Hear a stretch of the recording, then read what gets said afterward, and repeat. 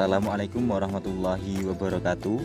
Perkenalkan, nama saya Muhammad Abdul Aziz dari Program Studi Manajemen Pendidikan Islam. Di sini saya akan mempresentasikan tentang penerimaan peserta didik baru dengan sistem zonasi. Apa itu sistem zonasi?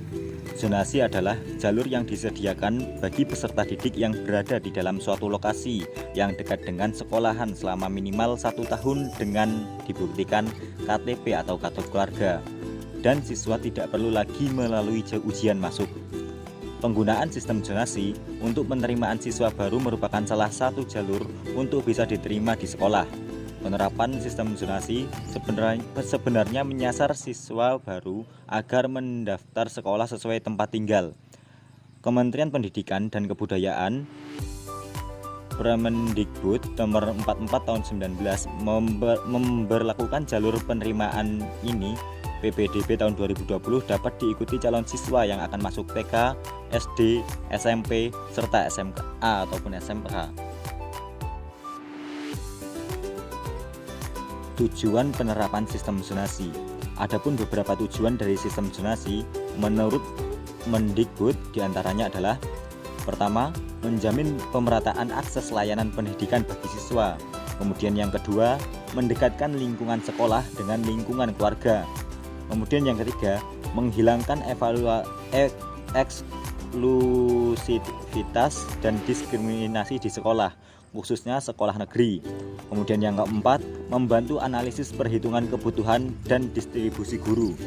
Kemudian yang kelima, membantu pemerintah daerah dalam memberikan bantuan atau afirmasi agar lebih tepat sasaran, baik berupa sasaran prasarana sekolah maupun peningkatan kualitas pendidik dan tenaga kependidikan, dan masih banyak yang lainnya.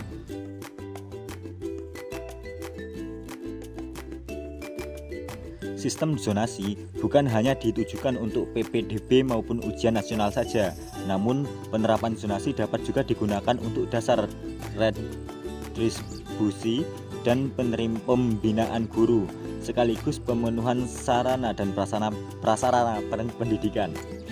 Sarpras di dalam zona itu bisa saja sarpras yang digunakan bersama, begitu pula dengan pembinaan peserta didik, tutur Hamid. Mendikbud juga menegaskan bahwa sistem zonasi juga merupakan upaya mencegah penumpukan sumber daya manusia yang berkualitas dalam suatu wilayah tertentu, dalam mendorong pemerintah daerah serta peran serta masyarakat dalam pemerataan kualitas pendidikan sesuai dengan amanat Undang-Undang Sistem Pendidikan Nasional.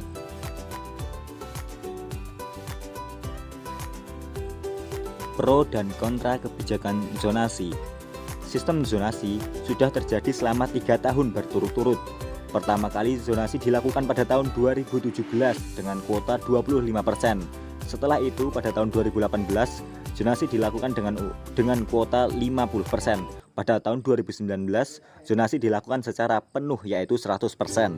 Oleh karena itu, tahun 2019 menjadi puncak sistem zonasi diterapkan di sekolah-sekolah. Kurun waktu yang sangat singkat menjadi pro dan kontra di kalangan sekolah.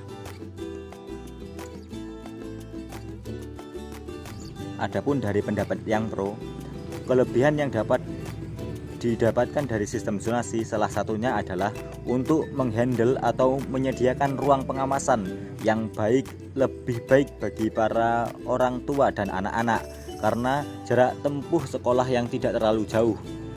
Sistem zonasi digunakan untuk pemerataan sumber daya manusia yang kurang merata di berbagai area di Indonesia. Sistem zonasi menjadi hal yang positif bagi ranah pendidikan untuk mempersiapkan generasi yang lebih baik lagi. Adanya sistem ini, pendidikan di Indonesia lebih maju dan tanpa ada asumsi sekolah pinggiran yang kurang layak. Dengan adanya sistem zonasi, diharapkan pemerataan pendidikan lebih cepat. Dan dari pendapat yang kontra, pasalnya banyak sekolahan yang mengerutu mengenai nilai akademik anak-anak yang menurun. Penurunan nilai akademik yang ada di sekolah favorit selalu disangkut pautkan dengan adanya sistem zonasi yang diterapkan oleh pemerintah. Selanjutnya adalah masalah mengenai perpindahan tempat tinggal secara tiba-tiba yang dapat digunakan untuk mengelabui sistem zonasi. Masalah yang ketiga berkaitan dengan penerimaan PPDB dengan menerima 90% peserta didik yang tinggal di dekat sekolah. Hal tersebut menyebabkan sekolah yang jauh dari permukiman warga sepi peminat. Masalah sistem zonasi pada tahun ini dan tahun lalu tidak jauh berbeda dan hampir terulang kembali. Pernyataan pemerintah pendidikan mengenai perbaikan sistem zonasi pada tahun 2019 belum menghasilkan bukti. Masih banyak sekolah di pinggiran kekurangan peserta didik akibat sistem zonasi, serta orang tua yang mengeluhkan nilai akademik yang bagus namun tidak diterima di sekolah negeri akibat adanya sistem zonasi. Karena tahun ini adalah tahun puncak dari sistem zonasi, maka banyak dampak yang terlihat dari sistem tersebut. Penerapan sistem zonasi di sekolah-sekolah yang ada di Indonesia bukanlah sesuatu yang mudah. Banyak guru dan orang tua yang lebih memilih PPDB yang menggunakan nilai UN sebagai patokan dibandingkan menggunakan sistem zonasi, karena dinilai lebih efektif dan dapat menempatkan anak di sekolah yang baik dan terpercaya. Namun, ada juga orang tua yang merasa bahwa sistem zonasi menjadi salah satu alternatif mereka dalam memantau anak-anak dalam pergaulan yang semakin bebas.